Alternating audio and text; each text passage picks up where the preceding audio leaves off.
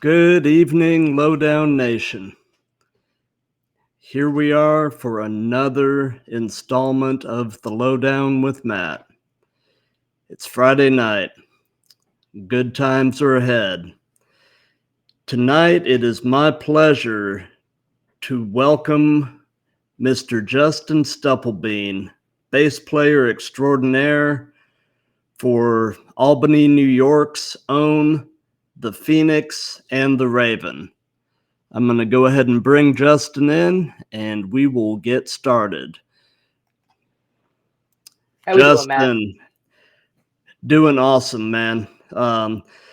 Like I said before we went live, this is a place to celebrate local music, celebrate bass players, and just have a good time. Sounds like the place for me. Awesome. So, have you been having a good day? Absolutely. It's a nice Friday, like we were discussing right before this. It's actually a very nice warm day here in upstate New York. We actually hit like 70 for the first time in months. Awesome. So it was a beautiful day. A little bit rainy, but it's pretty nice. Very good. Yeah, it's warming up down here in Atlanta somewhat too. We had some pretty heavy rain yesterday, but today has just been beautiful. So wonderful. Can't ask for much more. So anyway, we'll start to get into the meat and potatoes of this. Justin, how long have you been playing bass? So I've been a bass player for about close to a decade now. Mm-hmm. I first started in a band called Chemically Altered, which was more of just like a hard rock experimental kind of band, more alternative than anything. We had a song that was more thrash metal. Then we had another song that was more like a ballad. Then we even had a song that had a reggaeton feel to it, which I took lead on with the bass, even though I kind of had no idea what I was doing at that time. Gotcha. But I always enjoyed listening to like Bob Marley or Sublime or something. So I was kind of dabbling into those kind of things. But I've been playing for about 10 years, and I just feel like each year I just feel like I learned something new, or I just have something to share with everybody, or just have fun with that I didn't know that I could do with the bass. Awesome. So in your journey as a bass player, have you been mostly self-taught, or have you taken lessons at any point, or how has that gone? Yep, so I'm entirely self-taught. I've never had a lesson a day in my life. But it's always just how I am as a person, too. When it comes to learning things, I'm more hands-on than it is sitting there watching how it's done and then trying to repeat the process. Right. We discussed this a little bit before we went live, but do you play any other instruments besides bass? Yeah, so I initially started on guitar. I started playing guitar when I was in about 6th, 7th, maybe 8th grade at the latest. And since then, I still keep up on it a little bit. I still have an acoustic here that I strum on. And I also taught myself how to play harmonica. Oh, just nice. Because my grandfather had left me one. So I was like, well, one day I was kind of bored. So I'm like, you know what song I'm really into right now is Piano Man by Billy Joel. So I just picked it up, and then I just started figuring out the keys and the notes for it. And now I can play Piano Man on harmonica with almost no issue. Oh, that's cool. That is very cool. And I can also dabble in drums, a little bit of piano. I kind of do a little bit of everything. Gotcha.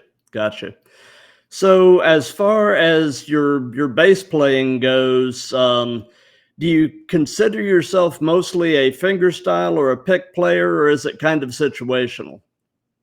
So I'm entirely fingerstyle because one of my all-time idols was Cliff Burton. And just watching how Cliff can riff with just his fingers and the tone that he could use always just immediately sucked me in. And also watching like Ryan Martini of Mudvayne, there's that running meme of the Berber Dang where they're doing Dig. That also just entirely drew me in and also introduced me to slapping as well.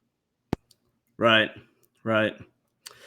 So tell me a bit about your current gear and setup for playing live. What do you mostly play? What do you play through? Any effects, that kind of thing?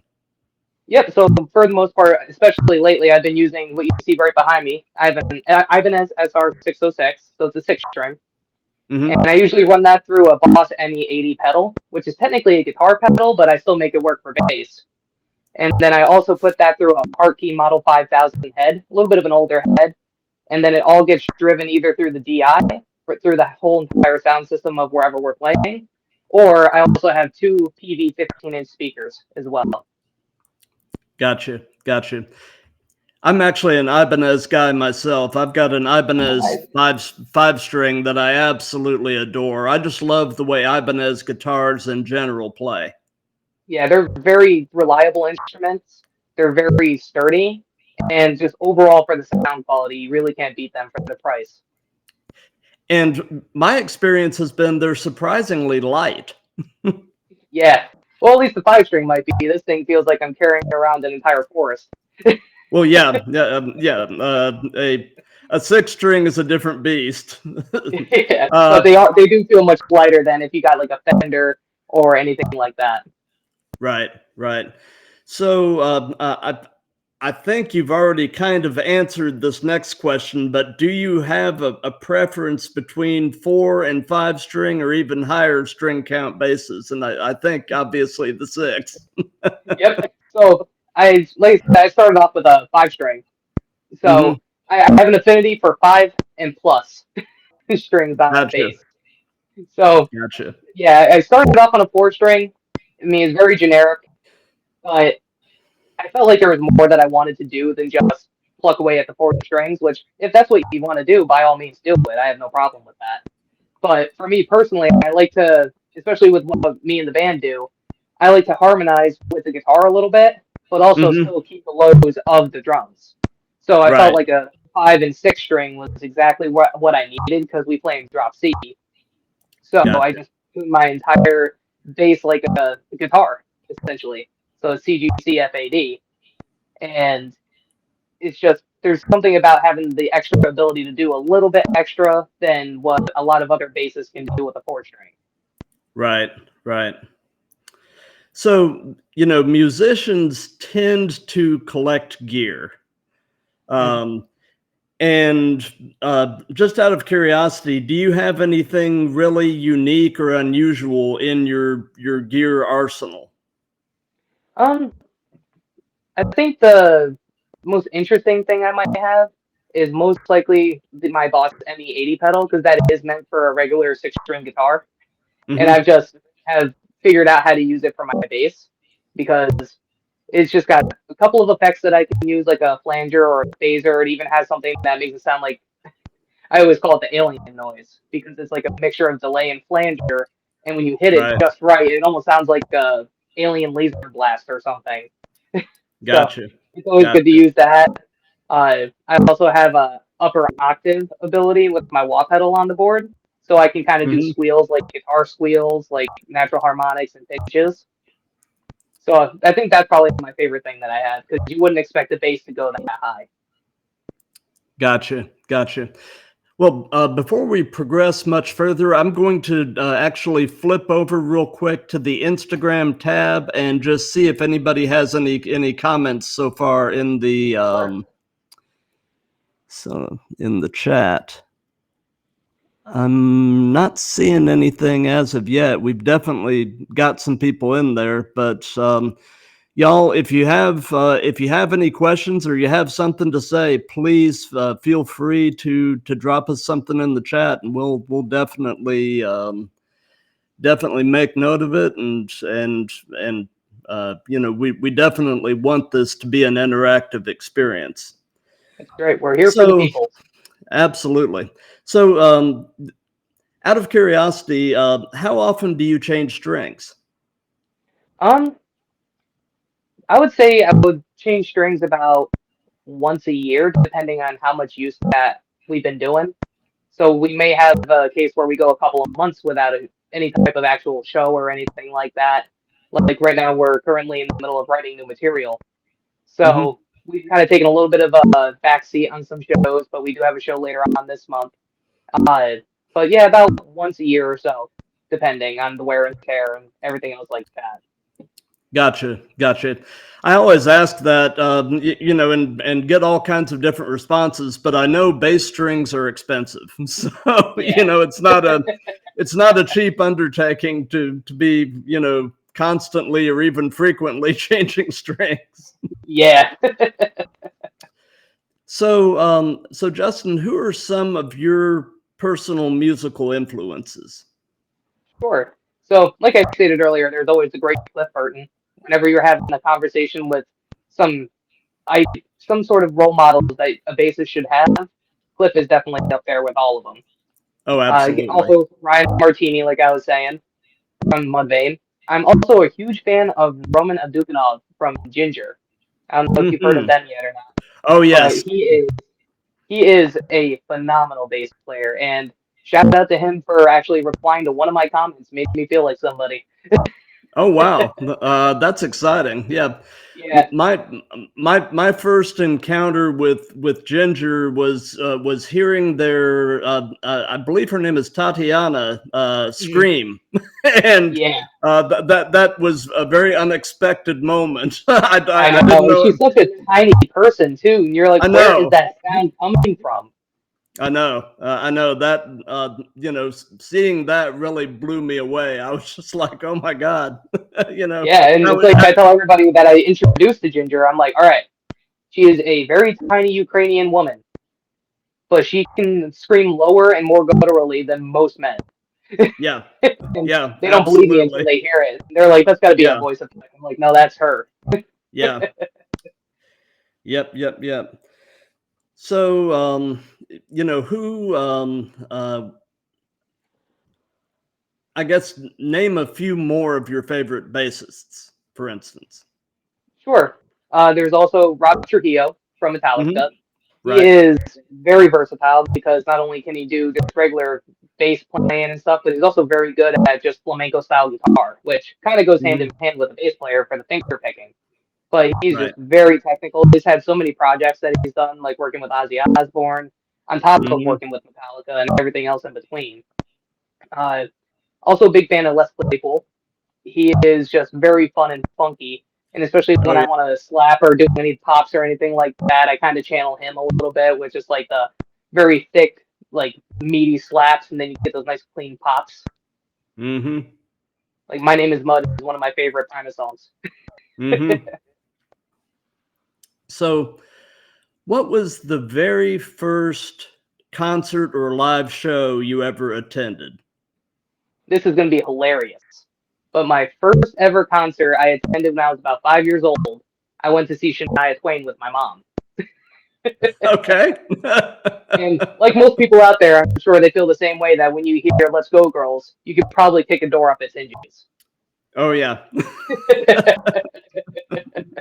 But that was my very first concert in general. But my first actual metal concert was probably I saw Black Tide with Escape the Fate and also Bullet for My Valentine at a Oh venue nice. that no longer is around Albany called Upstate Concert Hall or Northern Lights. And I saw them there, and afterwards I got to meet Bullet for My Valentine. And it's just one of those core memories that I'll always remember because it was me, my dad, my little cousin, my friends were there, and it was just an overall really great time. Oh, that is very cool. Very, very cool. So, over the course of your musical career so far, have you had an opportunity in this stage of life to meet any of your musical heroes? Absolutely. So, like I was mentioning when we first started the stream up before we really started, I had the opportunity to actually receive an Extreme Music Award with my band. Mm-hmm. And we had Mark Rizzo of Soulfly and El Nino, who actually announced that we were the winners, announced the category and everything, and had us get the trophy from him. And that was a phenomenal feeling. And backstage was Bobby Blitz, the singer of Overkill, Jason Bittner, the drummer of Overkill, Vinny Stigma from Agnostic Front was back there. But more personally for me, I also do backup vocals and such with the band. So I also sing. And one of my biggest influences for singing was Meatloaf. And just seeing that big guy up there singing his heart out kind of really resonated with me as a big guy. So I actually got to meet him as well about 4 years ago and got to have a quick conversation with him and just tell him like thank you for being my idol as a little kid. So that was pretty cool. That is very cool. So, away from music, Justin, what are some of your other hobbies and interests? Yep, so I'm a huge nerd. So I'll be playing video games most of the time, reading a book, watching Lord of the Rings for the thousandth time, Star Wars as well. Mm-hmm. So I tend to do a lot of that type of stuff. I'm really into Magic the Gathering. So I collect all the Magic the Gathering cards. And also just overall hanging out with my friends. And also, of course, doing a lot of stuff for the band. Uh, and overall, I'm just a very laid back, chill guy that just likes to hang out and have a good time. That's awesome. That is very, very cool. So we're going to shift gears a little bit and actually start talking more about the band. But I wanted actually for people that are not familiar with the Phoenix and the Raven, I wanted to play a short. I'll probably just play about 30 seconds of you guys. Playing live. This is from back in September. And you were saying that this particular show, you guys were opening for the Red Jumpsuit Apparatus at the Chance Theater. Correct. Yep, in Poughkeepsie, New York. Very cool. Very cool. Well, I'm going to go ahead and share this, and we'll go from there. I'm just going to start it.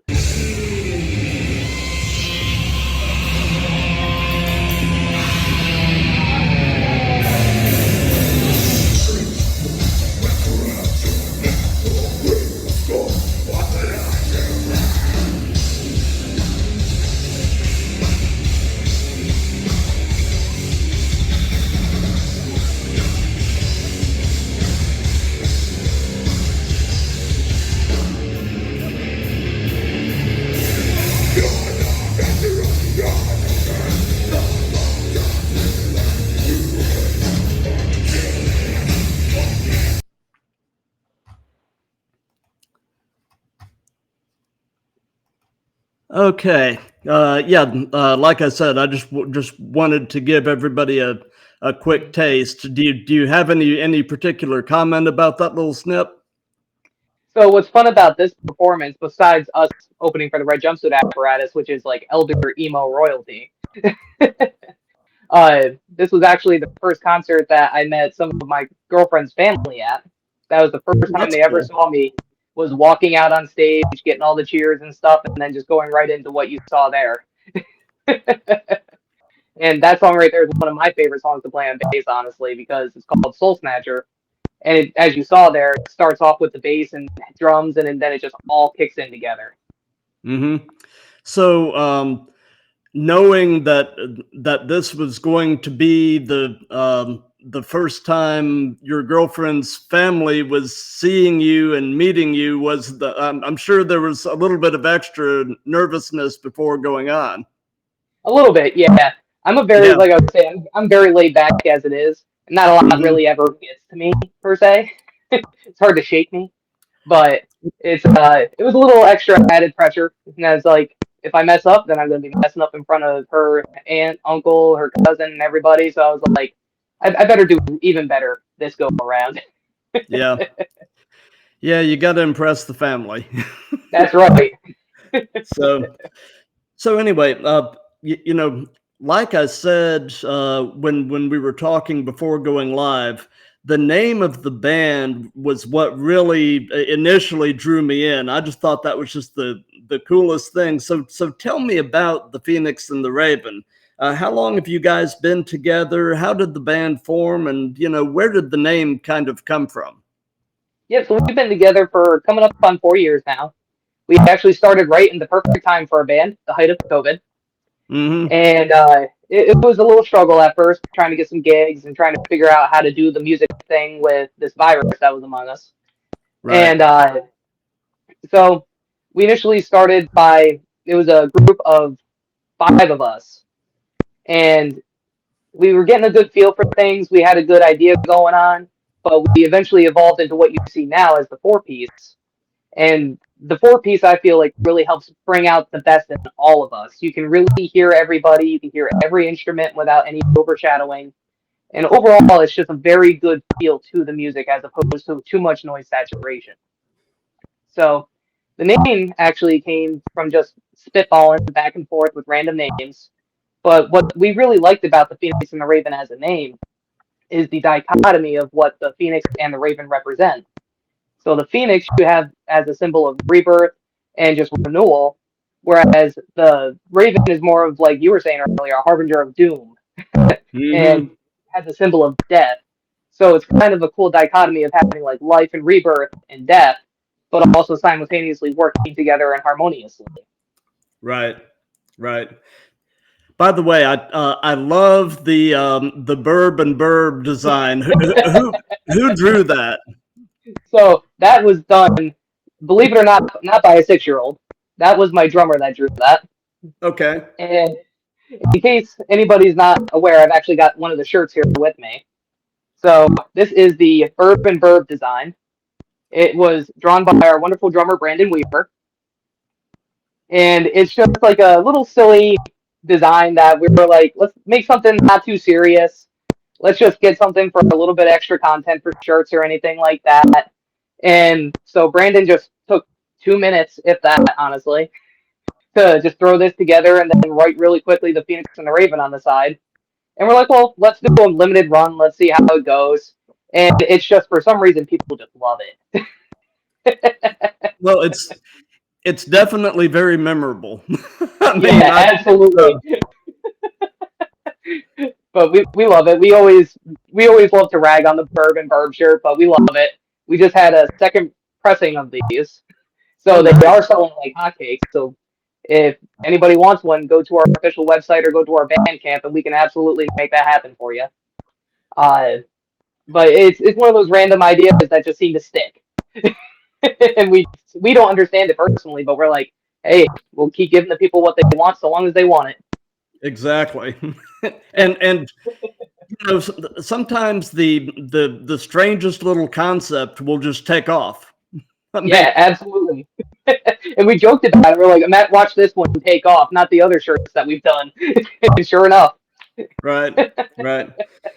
So, Justin, do you currently play in any other bands or side projects aside from the Phoenix and the Raven? I do not. This is actually my main focus.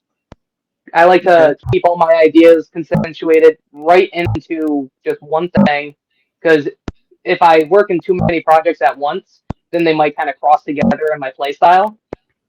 And I want to make sure that I'm giving the Phoenix and the Phoenix and the Raven instead of some other project as well. Right, right. I completely get that. So, bass players are typically in a partnership with the drummer as the rhythm section of the band. Tell me a bit about your relationship with the drummer in the Phoenix and the Raven, and how does that kind of go? Oh, it goes amazingly. So me and my drummer Brandon have been best friends for about 24, 25 years. Mm-hmm. And we've known each other since pretty much second grade almost. Nice. I actually went to his grandparents' summer camp that they had going on, and that's how I actually ended up meeting him, because his family was friends with my parents, and that's in my side of the family and such. So we've automatically had this like connection since we were kids. So as he's going along, I know what type of music that he's grown up listening to and what he's currently listening to. So when he has an idea, I can kind of flesh it out in my mind exactly what he's looking for. And then when we're playing a new song together, like we're doing right now, we're kind of feeling it out, and I kind of follow him on a lot of stuff. But also, since there's no other rhythm guitar, I also have to kind of bridge the gap between bass and guitar and try to harmonize with Barry, my guitar player, while also keeping that rhythm held down with the drummer. Right. So you're doing a lot of multitasking. Yeah, it's because of my ADHD, honestly. Yeah. It allows me to not have to focus on doing the same thing too often. I can just mix it up. Right, right. So tell me about the songwriting process within the band. Is there a primary songwriter, or is it a pretty collaborative process? How does it go? So it's pretty collaborative. So what we typically do is we'll come up with a guitar riff or even an idea for a song. So like for me personally, I came up with a really cool bass riff. And so I wanted to initially show it to everybody, let them get a feel for it, let them start getting the ideas flowing. and then my drummer will come up with a drumming track to it and see if that's exactly what I want to do. And then my guitarist will hop on and ask me kind of what I'm looking for, but also I let him have free reign since that's his instrument, because we work very democratically within the band. Because we understand we all have our own lives, we all have our own play styles, we all have our own thing that we bring to the table. So there's no egos or anything like that. So we all kind of figure out exactly what each other's wanting by either writing a riff, or Ben, our singer, will show us some lyrics or send us an audio clip of him singing or something. And then he'll go from that to Brandon writing an entire song like he did himself. He'll play the drums, and then he'll send us a guitar riff that he wrote, which drummers trying to write guitar is still absolutely crazy to me. Like, when you look at Jimmy the Rev Sullivan from Avenged Sevenfold back in the day, him writing Little Piece of Heaven, that entire masterpiece of crazy necrophilia as it is, Right. it's just an absolute whirlwind written by a drummer. So whenever he's like, hey, I wrote a song, it's a little bit of a, oh boy, but you know it's going to be good and you know it's going to be fun. Right, right. I'm going to flip back over briefly to the Instagram tab and see if anything's going on over there. Let's see here. Okay, we do have a question. Josh in the chat is asking, what bands have influenced your style the most? Would you say? Probably a mixture of Cliff Burton era Metallica with a bit of Roman from Ginger, because of his play style is very different, but also very comfortable, I would say. He does a lot of holding down a root note with his thumb, and then he'll also come up and tap and slide and do little accents like that. So that's something I'm trying to work on incorporating into the new stuff. But that's where a lot of my style comes from, is a lot of Cliff Burton, a little touch even of Ryan Martini and Les Claypool for the slapping, because in our song Phoenix, there is a spot where I do slap a lot, and it all kind of just really coheses together really good. Well, very good. Yeah, we're actually getting a lot of folks in the chat tonight. Wonderful. Thank you guys. Absolutely.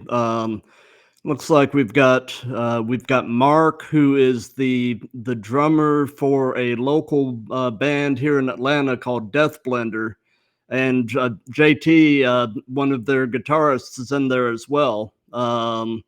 And some of my son's lacrosse teammates are in here. My wife's in here. It's actually a really good turnout.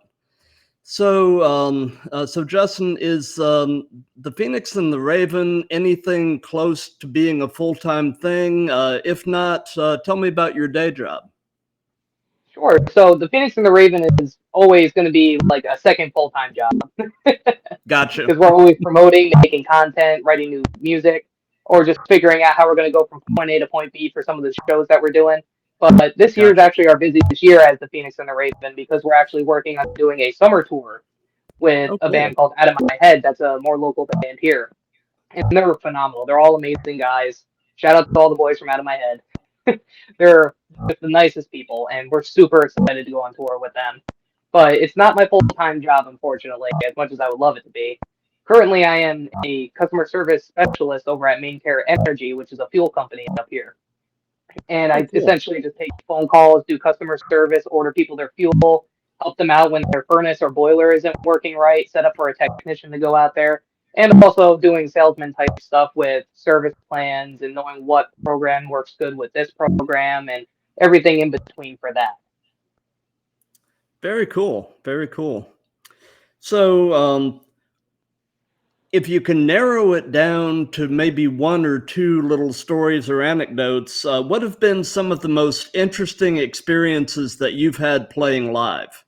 So some of the most interesting ones, I would say probably when we had gone all the way out to Rhode Island, or not Rhode Island, I apologize, Cape Cod. We went all the way out there and we did this outdoor music festival, which on paper looked amazing. and we were asked to be the headliner. So we're like, sure, like that's an honor, thank you. But when we get out there, it was very much not a professional setup. I think they maybe were using like an iPad to do EQ and stuff like that, which, I mean, it's got its place, but it was not what was advertised. And then the band before we went on did probably the worst rendition of For Whom the Bell Tolls I've ever heard. And the guitarist had these like army boots on, and he looked like he served in probably Nam. And they looked like they were from that era. And he had a wireless setup, so he was just like walking out to the crowd trying to get them to somehow work with him. And he wasn't even playing the song correctly. And he also just so the crowd. But to circle back to the original part of the question, the best part from playing live that was interesting was most of the crowd had left by the time we were getting on stage. By the time that we had finished our set out there, we brought at least half of the crowd back. So that will always stick in my brain as, oh, we brought the party back to Cape Cod. Well, that's great. That is that's awesome. So, what is your favorite The Phoenix and the Raven song to play live? I think you made mention of it earlier, but yeah, so go ahead. It's kind of a tie between two songs for me, honestly. So there's the clip that you had played, which is our song Soul Snatcher, which is a song that our drummer wrote. And it's just one of those very fun songs. It starts off with the bass and the drums, and our singer kind of just getting himself warmed up, and then we just all come in at once and just come in hard and ready to just like melt your face off. But another song that I love playing that we do a lot live is called Ditch. And that song we always joked around calling it Pantera meets like Van Halen in a way. But there's the part where I actually have a bass solo in it, and that's one of my favorite parts to play live because I kind of just hop right up in front of the audience, just start doing my little bass solo thing, and then it transitions from the solo to me still doing the exact same thing I'm doing, but it becomes a part of the next riff. And it's just a really fun song, and it's a really fun change up. Very cool. Very cool. So, before you go on live, do you have any pre-show traditions? Is there anything that you try to make a point to consistently do before going on?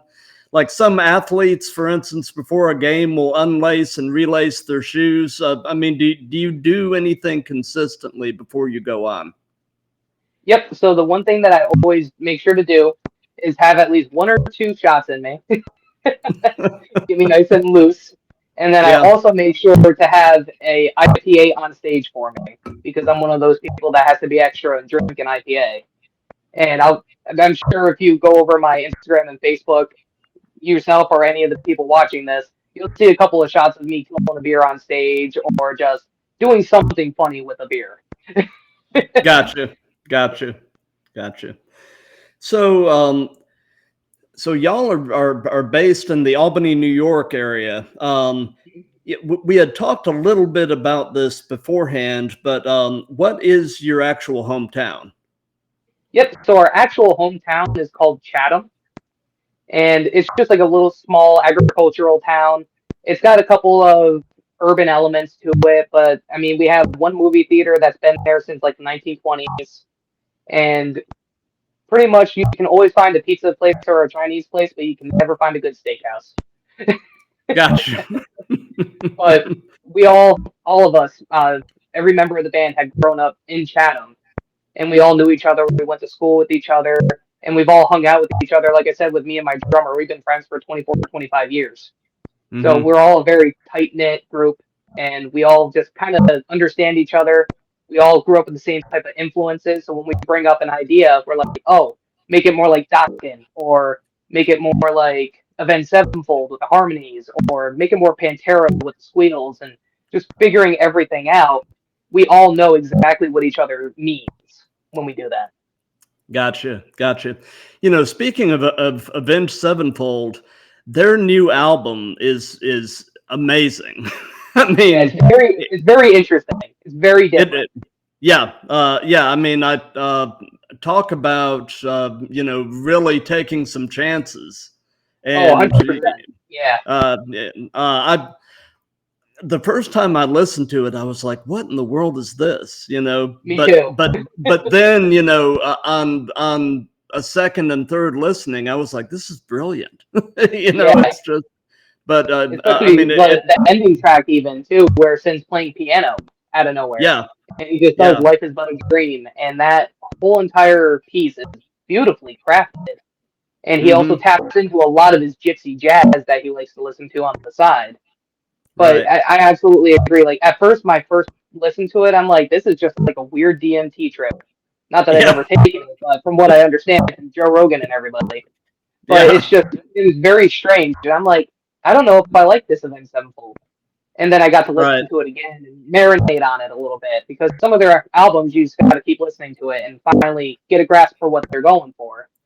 And for me, the song that really sold me was the song Death, which is the third song in the GOD grouping. right, And it's just hearing M Shadows singing like a lounge singer really just sold yeah, it for me. Because I didn't yeah, expect it, and it was just so flawlessly done. And knowing that the right. whole album is like you have to listen to it from beginning to end in order to fully grasp the feeling of it. Right, right. But I love M. Shadows' voice. I mean, Me too. he has one of the most distinctive voices in. I don't even know if I would fully categorize them as metal, especially after this last album, because they've become difficult to really categorize now. Yeah, But I mean, such a distinctive voice, though. absolutely. He's got one of those voices where no matter who he's singing with, you know that's him. Like he did Yeah, that song with Fozzy, Chris Jericho's band years ago, Sandpaper. yeah, And then he also did a song with Steel Panther. And that was very obviously him. And even I want to say it was Good Charlotte. He also did a song with years ago, and hmm, he just sticks out so much. Branching into when Machine Gun Kelly was a rapper, he did a yeah, song with him, and Sin was on guitar for that song, "Save Me," and right, it was just they're so multi-genre, and they don't even try. right, right. So, what would you say is your favorite thing about the Albany area and the music scene there? Just the sense of community here. Albany, New York has had some of the most notorious metal scenes. The Hmm. underground scene here and hardcore scene is just by far some of my personal favorite places to just be. I've played down at Poughkeepsie, we've played out in Cape Cod, but Albany always just feels like home to us, and they always treat us well. Everybody there goes in there just to have a great time. Nobody's ever really there to be malicious or do something stupid. Overall, it's a great time. Our promoter Mike Valeni, that's up in Empire Live and Empire Underground, where we play a lot. He is phenomenal. He is one of the coolest guys you can ever meet. He plays in a band called Brick by Brick, and they're a very well established band up here, and they've gone on tours themselves. But Mike Valeni is just one of the nicest guys.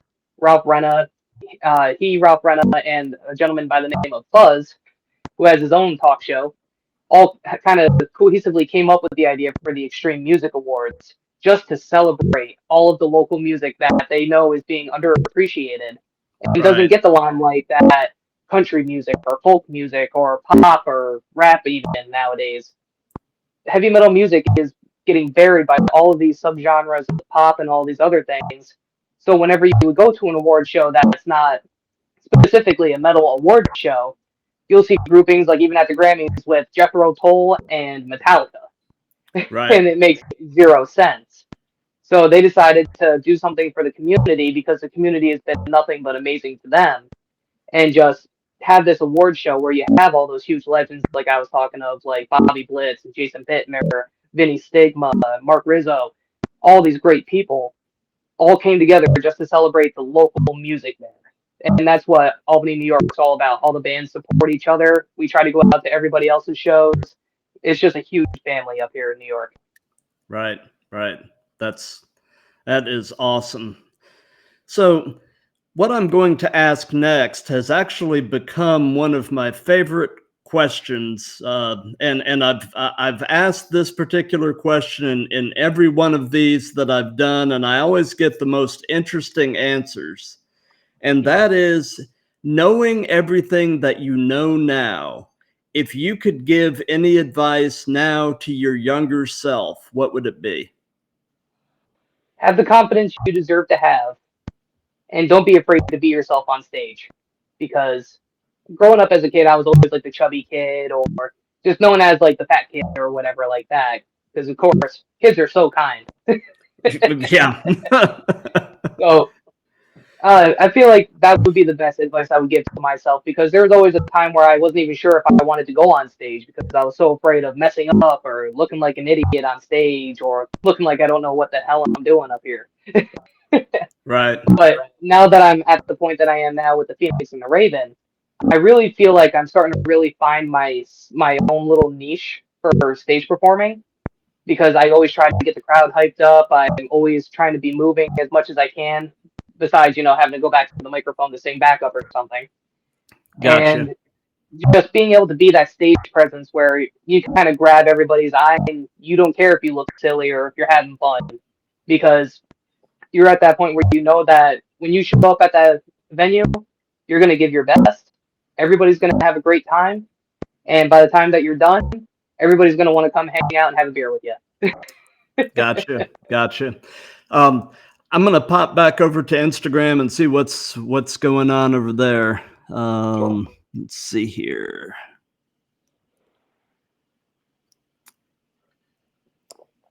Let's see here.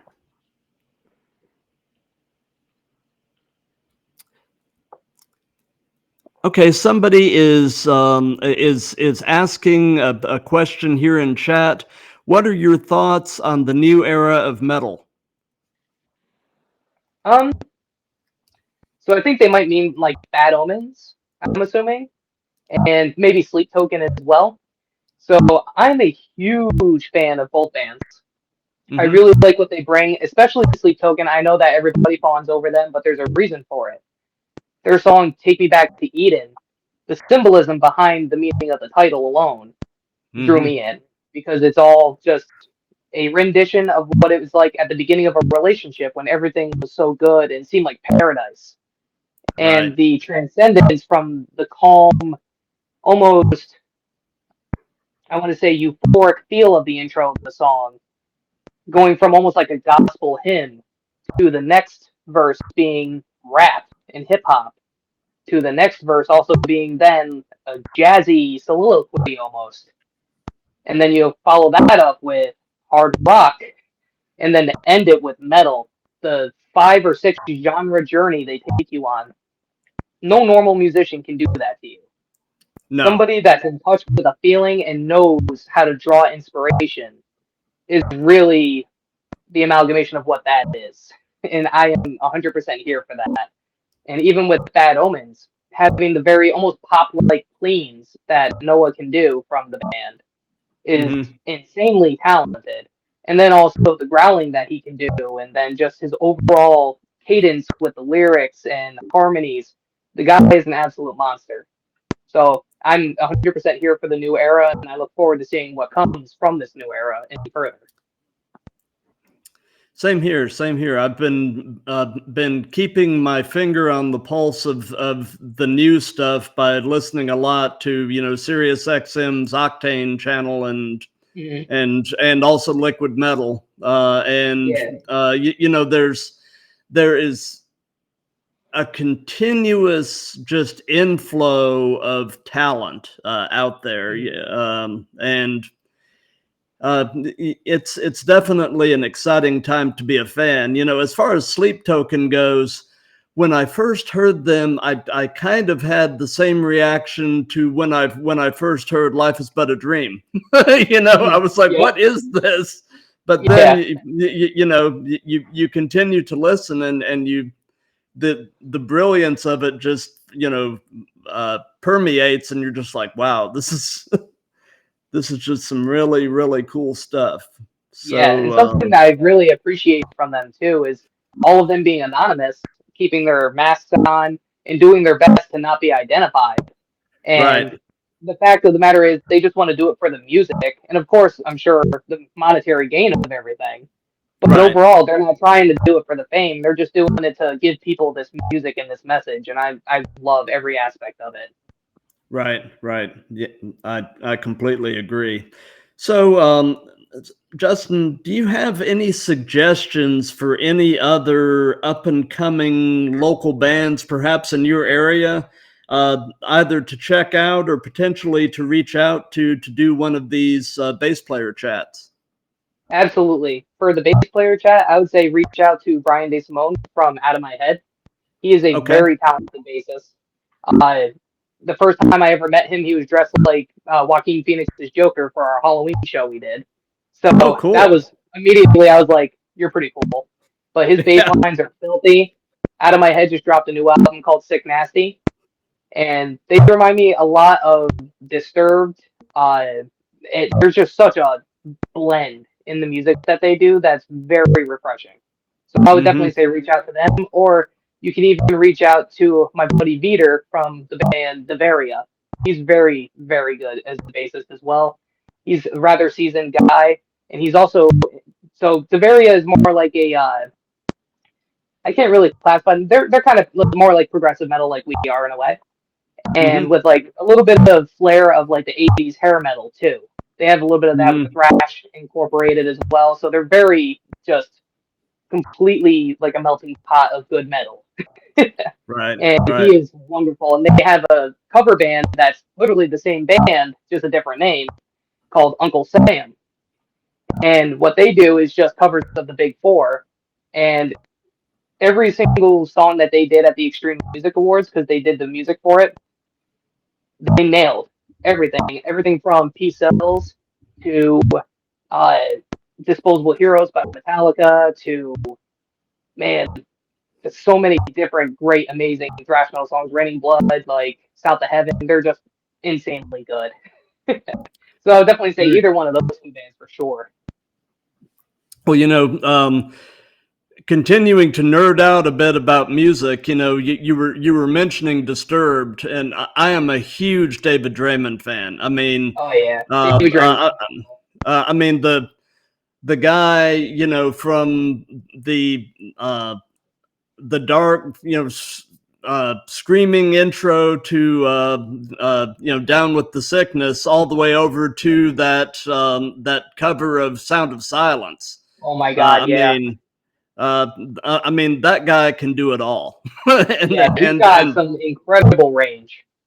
yeah, he really does. And I know that he was apparently as a boy he was one of the I can't remember the term, but he was in his tabernacle he was a like a choir boy type of thing, Mhm. and sort of got his start doing that, and Yeah.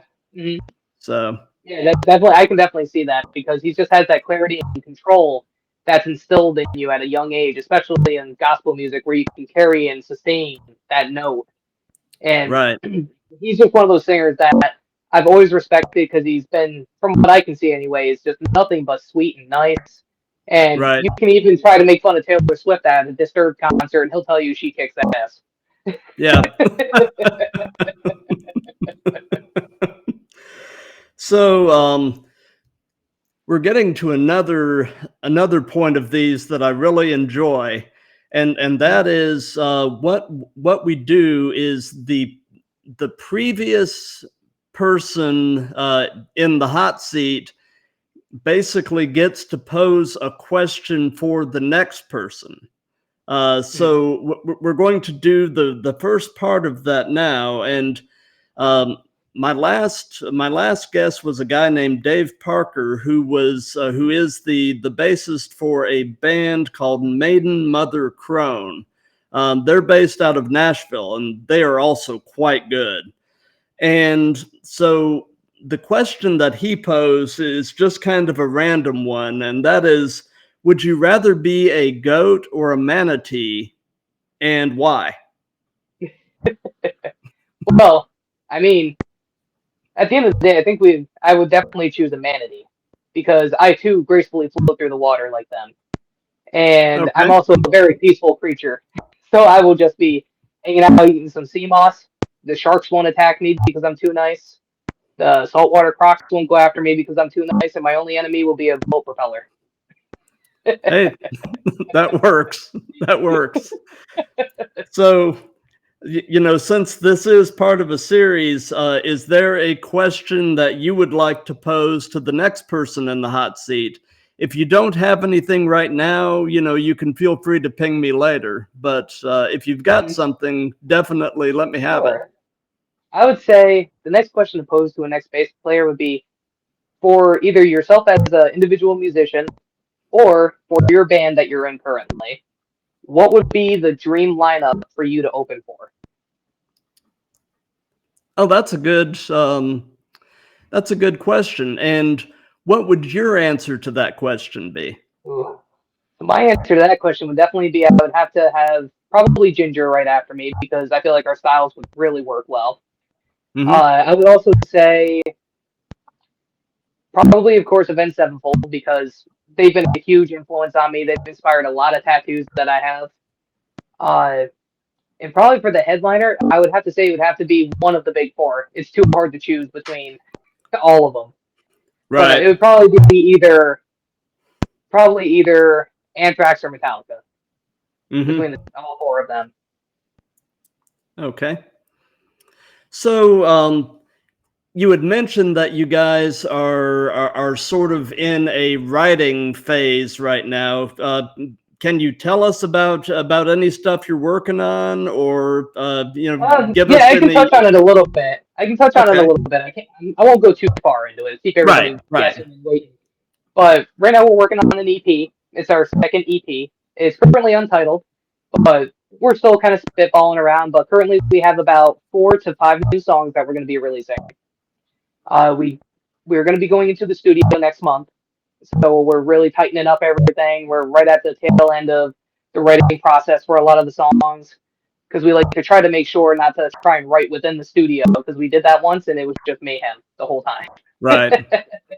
Right. So uh, we're just working on that new music there. Uh, it's kind of like we're all kind of bringing our own little flair, but I like to say it's a mixture of like you take Ginger, mix it with Dokken a little bit, and also incorporate some Slipknot and Dream Theater. And as much of a huge mess that sounds like, it all works cohesively. Right. Right. Yeah, I'm also a huge Dream Theater nerd. Absolutely love John Mayung. Oh yeah, absolutely. And even with Mike Portnoy, their drummer, he is just absolutely monstrous with what he can do. I Oh, know that he's had an influence on my drummer. He's had an influence on so many drummers, including Jimmy the Rev Sullivan from Avenged Sevenfold. He was a right. huge influence on him. Uh, yeah, Dream Theater is just a whole other level. Like their song "The Best of Times" really just hit me emotionally, and it was Oh one of yeah. those songs I'm not man enough to say made me cry the first time I heard it. Yeah, I've told my son that I want "The Spirit Carries On" to be played at my funeral. So Absolutely, that yeah, would be a great song too. yeah, Yeah, yeah. It's and I love the symbolism behind "The Best of Times" too, with it being the singer's father who had cancer and passing away, and just remembering. So right. just the whole for me, I listen to, of course, like the instruments and stuff, but at the end of the day, I love to really do a deep dive on lyrics and just kind of pull from the lyrics any sort of symbolism or just altogether even just poetry of the lyrics. And I find that Dream Theater's songs are just so beautiful every time. Oh, absolutely. I'm actually quite excited that Mike Portnoy is back in the band now. I feel a little bad for Mike Mangini, but Yeah, I'm excited to see where things are going to go because I know that Portnoy wrote a lot of the lyrics. So yeah. hmm And especially with having all that extra energy that he got to put out with Winery Dogs. Just yeah, being able to kind of get that type of drumming out of his system, like all that kind of stuff is just It's got to be so nice and refreshing to come back to your roots and just look at it with a new perspective. Right, right. And with a new perspective, and with 10 years of even greater maturity as well. So yeah, absolutely. But you were mentioning that you're a pretty voracious reader. I am as well, and one of the books I'm working on currently is Geddy Lee's autobiography, which, if you haven't read it, is just excellent. So I'll have to check it out. I haven't checked it out yet. Yeah, I usually read like Stephen King, and I also read all the Game of Thrones books that are out currently. I also read some H.P. Lovecraft, and I also just like to kind of really do a deep dive on some of Tolkien's work too. Gotcha. So you were mentioning that you've got a couple of upcoming shows. Do you want to give any hype to those? Oh, absolutely. So April 27th, we have our headlining show that we're doing at Empire Underground. It's going to be us, our buddies in Mira, Breathless by Dawn, and a couple of other bands from not within the area that we reached out to just try and bring some extra new blood, essentially, to the area. And just kind of give them a feel of what Albany is like compared to like New Jersey, out in Massachusetts, and everything else like that. So we have this huge show coming up April 27th. It's going to be an absolute banger show. We have a great lineup with our boys in Mira. They're some of our best friends up here. Breathless by Dawn, we did a show with years ago, and they're just the nicest guys. And then we also have a huge show that we're doing next month on May 26th, which is a Sunday. We're playing at Empire Live, which is above Empire Underground because they're in the same building. It's just Underground is, of course, in like the basement of the place, whereas Live is the main music venue where like Ginger, The Devil Wears Prada, all these huge bands have played. So we're finally moving up to the big stage now, and we're going to be opening for Versus Me and Smash Into Pieces from Scandinavia. Oh, very cool. Very cool. Yeah, that sounds. There's a venue here in Atlanta that's somewhat similar called the Masquerade. That is sort of venues within venues. So yeah, yeah. But I'm going to take one last look over on the Instagram tab and see what's going on over there. So let's see. Anything new? My son mentions that you bear a striking resemblance to Jack Black. I've heard that so many times. I used to work at Lowe's about a decade ago when I was in my first band, and one of the managers there just refused to call me by my name. He just called me Jack Black. Yeah. And at practice, sometimes if we're trying to figure out exactly what we're trying to do for like an interlude or something, we will say we Jack Black it, and it's just like a and we'll just like go back and forth like that. Like for as an example, for one of the new songs, our drummer actually refers to it as the Porky Pig breakdown. And it's just because it kind of has like a like it just kind of has like his stutter. And when he explained that to me, I'm like, get out of here. That's not going to make any sense. And then he showed us what he was trying to do with it, and I'm like, okay, now it makes perfect sense. Yep. Well, I guess we're getting toward the end of our time here, but Justin, this has been an absolute pleasure. I've really had I've really had a blast. Just with these, I try to go for more of a vibe that it's more of a conversation than an interview. Absolutely. And as I mentioned, I've been very blessed with having some really great guests on this, and you've set the bar high for the next person, and thank you for your time. I'm excited to follow the progress of the Phoenix and the Raven, see where you guys are going. Hopefully one of these days you might end up doing a show down here in Atlanta. I'd love to see you guys live. Absolutely. Yeah. Whenever we plan on coming down to Atlanta, you'll be the first person to know. Awesome. Well, what I'm gonna do then is, everybody that's watched this live, thank you.